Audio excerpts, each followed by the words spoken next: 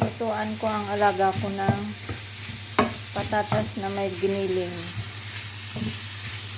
Ayan o.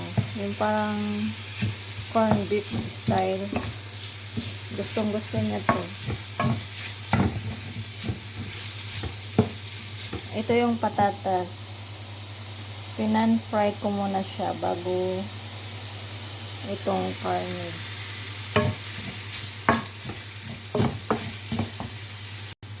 Tapos, ibalik na natin ang patatas.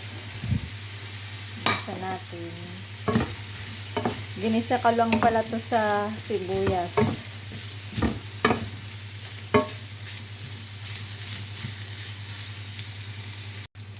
Tapos, soya sauce.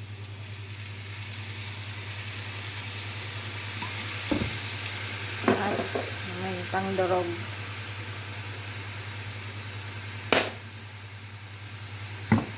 Ganun lang kasimple. Hanggang sa maluto yung patatas, okay na siya. Takpan lang natin ng konti. Na ilang minuto. At ito na siya.